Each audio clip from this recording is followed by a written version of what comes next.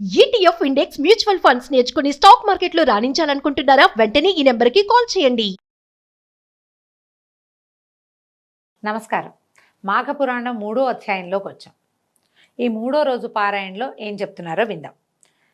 దిలీప భూపతికి వశిష్ఠ మహర్షి ఇలా తెలియజేస్తున్నారు. నేను వివరించే విషయాల్ని శ్రద్ధగా ఆలకించి గ్రహించు. ఇది అత్యంత పురాతనమైనది, ఎప్పుడో జరిగిందట. కృతయుగం నాటి కథ చెప్తున్నారు. ఒకనాడు వింధ్యాచలము మరియు హిమాచలము మధ్య ప్రాంతంలో కరువు కాటకాలు వచ్చి ప్రజలు చాలా ఇక్కట్లకి లోనయ్యారు. ఈ కరువు కాటకాలు వస్తాయా కృతయుగంలో అంటే? ఉన్నాయటండి. అప్పుడు కూడా తాగడానికి నీరు కానీ తినడానికి తిండి కానీ లేక ప్రజలు కటకటలాడిపోయారు. పశువులకు సరైన మేత లేక నశించిపోసాగాయి. ప్రజలు ఆర్థిక బాధలతోటి అలమటించిపోయారు. ఇంకా వారేమి యజ్ఞయాగాదులు క్రతువులు చేస్తారు? యజ్ఞం యాగం దానం ఎప్పుడు చేస్తామండి?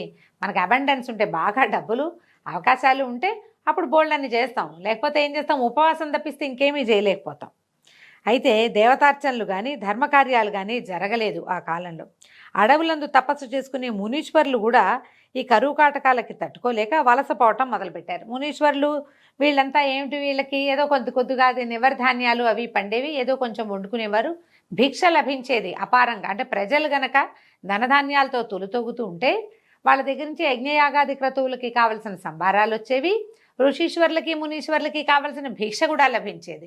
వాళ్ళ దగ్గర ఏం లేదు, వాళ్ళు వీళ్ళకేం పెడతారు? వీళ్ళకి పెట్టలేకపోయారు. దాంతో మునీశ్వరులు కూడా వలస వెళ్ళిపోవటం మొదలుపెట్టారట. ఈ ప్రాంతంలో ప్రవహిస్తున్నటువంటి రేవా నదీ తీర ప్రాంతం అంతా కూడా, రేవా నది చాలా, ఈ రేవా తీరం ఎక్కడ కనపడుతుంది మనకి? సత్యనారాయణ వ్రత కథలో రేవా తీరంలో చెప్తారనమాట. రేవా అనే నది ఉందని. విడిగా మనకెక్కడ ఆ నది కనిపించదు, అంటే మన ప్రాంతంలో లేదు కాబట్టి. ఇదంతా నీళ్లు తగ్గిపోయి ఫలవృక్షాలు పంట భూములు ఎండిపోవటం మొదలుపెట్టాయి. కనీసం తాగడానికి కూడా నీరు లేని దుస్థితి దాపురించిందట.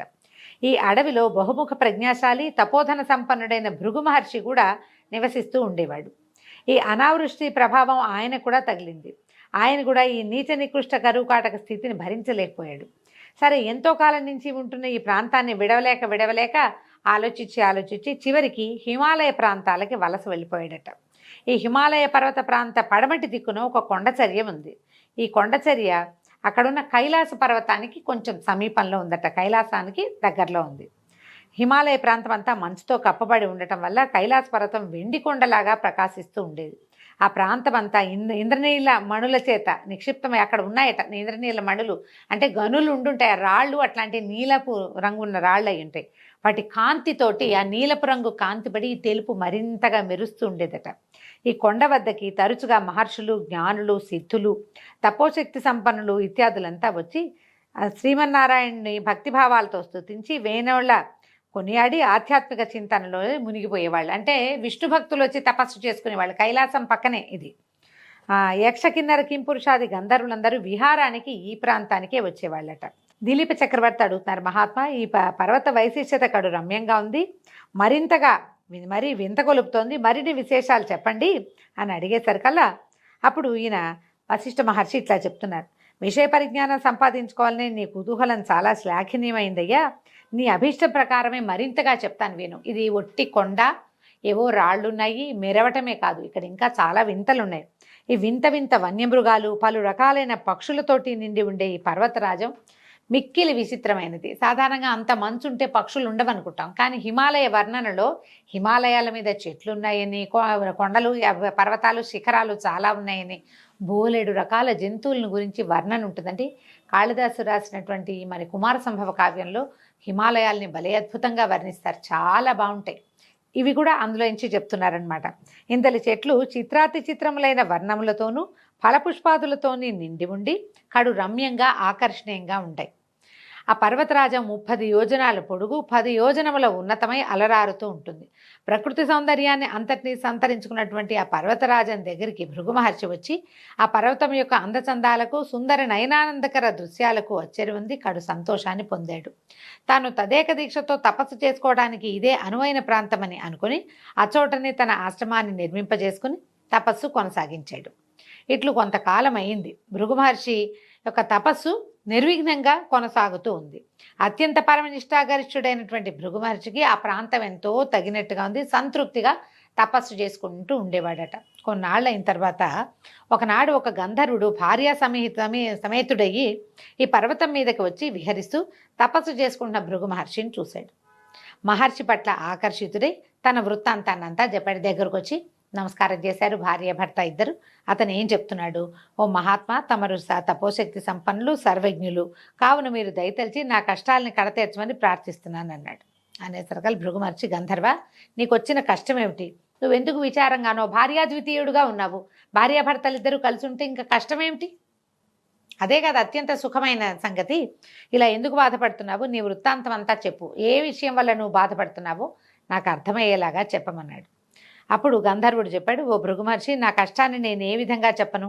నాకు పూర్వజన్మ పుణ్యఫలమున స్వర్గం ప్రాప్తించింది, కానీ నాకెందుకో పులి ముఖము కలిగినది. ఈ వచ్చిన గంధర్వుడు శరీరం అంతా అందంగా సౌష్ఠవంగా చక్కగా బంగారపు రంగులో మెరిసిపోతూ వివిధ రత్నాభరణాలు ధరించి చక్కగా ఉన్నాడు. కానీ అతని ముఖం పులిలాంటి ముఖం, పూర్తిగా పులిగా లేడు. కానీ ఒక రకమైన భీషణమైందంటే గండస్థలాలు అవి ఇలా గండరించి ఉండటము, కళ్ళు అవి విస్తారంగా ఉండటం, అంటే విశాలమైన నేత్రాలు కావవి, పులి కళ్ళు ఇట్లా పైకి లేవదీసినట్టుంటాయి. కనుబొమ్మలు తక్కువగా ఉండటము, మొహం గండుగా ఉండటం. అందమైన ముఖం కాదు, శరీరం చక్కగా ఉంది లావణ్యంగా, ముఖానికి ఆ లావణ్యం లేదు. పులిలాంటి ముఖ కవళికలు కలిగి ఉన్నాడనమాట. ఈ పులి ముఖంతో బాధపడుతున్నాడు. నాకు ఈ దురవస్థ ఎందుకు కలిగిందో తెలీదు. నేను చేసిన పాపం ఏమిటో నాకు బోధపడదు. మిగిలినవన్నీ బాగున్నాయి, నా భార్య కూడా చాలా బాగుంది అంటున్నాడు. ఈ పులి మొహంతో చాలా బాధలు పడుతున్నాను, ఎవరికి నా మొహం చూపించలేను. నన్ను చూసిన వాళ్ళంతా నేను పులినని పలకరించరు, మామూలుగా నడిచెళ్ళినా కూడా. ఈమె నా భార్య అత్యంత రూపలావణ్యాలు కలిగింది, మిక్కిలి గుణవంతురాలు, మహాసాధ్వి. అత్యంత పైగా నా వికృత రూపం వల్ల నేను అందరికీ దూరం అయిపోతుంది. ఈమె సాధ్వే, ఆ అమ్మాయి నాతోటే ఉంటుంది. ఈమె నాతో ఉండటం వల్ల ఆమె కూడా ప్రపంచంతో సంబంధం లేకుండా పోతుంది. అదొక బాధగా ఉందన్నమాట. నాకు ఈ రూపకారణాన్ని తెలిపి దాని నివారణోపాయం కూడా తెలపమని వేడుకుంటున్నానని పదే పదే ప్రార్థించాడట. గంధర్వుని వృత్తాంతము, అతని దీనాలాపాలు విని అతని వికృత రూపాన్ని చూసినటువంటి భృగు మహర్షి హృదయం ద్రవించింది. తన హృదయాన్ని ఎవరో కలచివేసినట్టు అయిపోయిందట.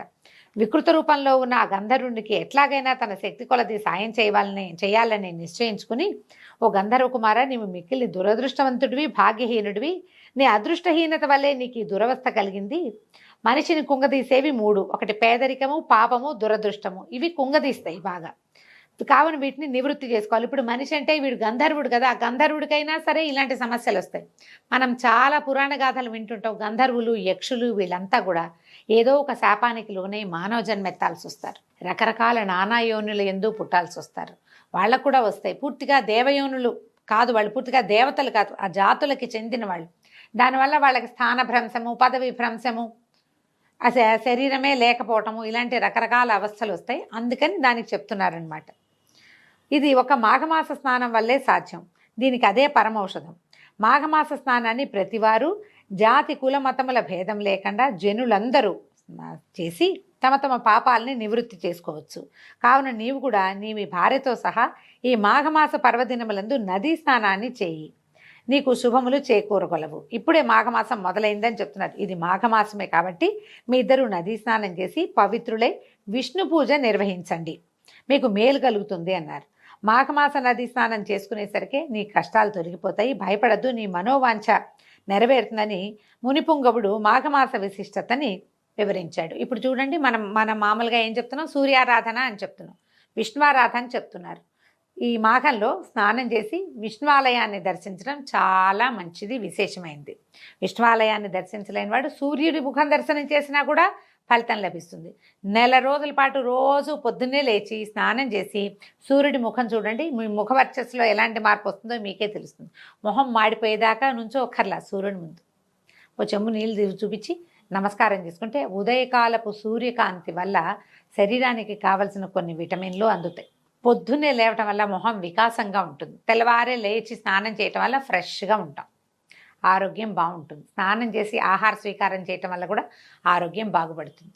ఈ పొద్దున్నే లేవటం కోసం మనం ముందు రోజు రాత్రి పెందరాళే పడుకుంటాం, లేవాలన్న ఇంటెన్షన్ ఉంటుంది.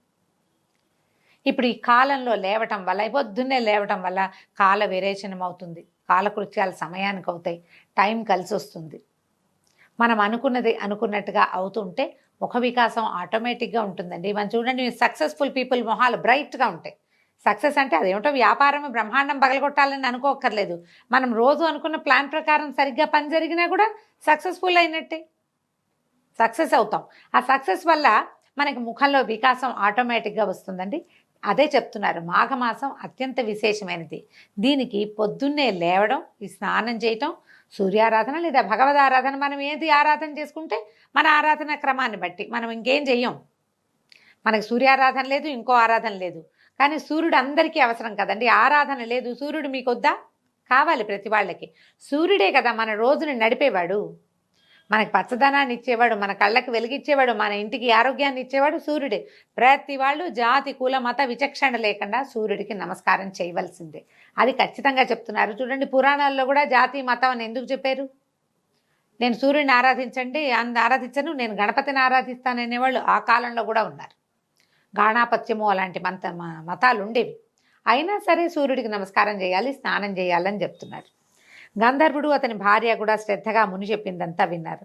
మాఘమాస మహాత్మ్యాన్ని గ్రహించారు. వెంటనే సమీపమునందున్న నదిలో ఆ సతీ సమేతంగా గంధర్వుడు ముని చెప్పినట్లే స్నానం చేశాడు. అయితే కథలో చెప్తారంటే అంతే, ఇలా ఒక్కసారి స్నానం చేయగానే ముఖవర్చస్సు మామూలుగా అయిపోయిందని. ఈ నెల రోజులు మాఘ స్నానం చేయటం వల్ల, సూర్యారాధన చేయటం వల్ల, విష్ణువారాధన చేయటం వల్ల మాఘం అవగానే అతనికి ముఖంలో మార్పు వచ్చిందని పద్మపురాణంలో చెప్పబడిందండి. మామూలు పురాణాలు ఒక్కసారి చేస్తే అయిపోతుంటారు, ఒక్కసారి చేస్తే కాదు, సమయం పడుతుంది, కానీ అవకాశం ఉంది. అయితే క్రమంగా అతనికి ముఖంలో ఉన్నటువంటి పులి రూపం పోయి అందమైన ముఖవచ్చుతోటి వెలిగిపోసాగాడు.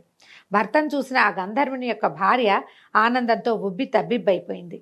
మిక్కిలి తేజస్సుతో సుందరమైన ముఖవర్చస్సుతోటి ప్రకాశిస్తున్న భర్తని కౌగిలించుకుంది. అమితానందంతో ఆ గంధర్వ దంపతులు ఆనంద సాగరంలో ఓలలాడారు. కొంతసేపటికి గంధర్వ దంపతులు ఇద్దరు తీరుకొని మునిశ్రేష్ఠుడైన భృగు మహర్షి దగ్గరకు వచ్చారు. వాళ్ళిద్దరూ మహర్షికి సాష్టాంగ దండ ప్రణామాలు చేసి భృగు మహర్షిని వేనోళ్లా కొనియాడి తమ నిజ నివాసానికి వెళ్ళిపోయారు. భృగు మహర్షి వారిని హృదయపూర్వకంగా దీవించి పంపివేశారు. ఈ విధంగా ఈ పులిముఖం కలిగినటువంటి గంధర్వ యువకుని చరిత్రని వశిష్ఠ మహర్షి దిలీప మహారాజుకు విన్నవించి, రాజా విన్నావు కదా ఈ మాఘమాస ప్రత్యేకత, కాబట్టి మాఘమాసంలో కేవలం నదీ స్నానం చేస్తేనే ఎలాంటి పుణ్యం సిద్ధిస్తుందో తెలుసుకున్నావు, కాబట్టి ఈ మాఘమాస స్నానాలని విశేషంగా చేయాలని ప్రచారం చేయమని దిలీప మహారాజుకి వశిష్ఠ మహర్షి తెలియజేశారు. దీంతో 3వ రోజు పారాయణ పూర్తయిందండి. రేపు ఉదయం 4వ రోజు పారాయణతో మళ్ళీ కలుసుకుందాం. నమస్కారం.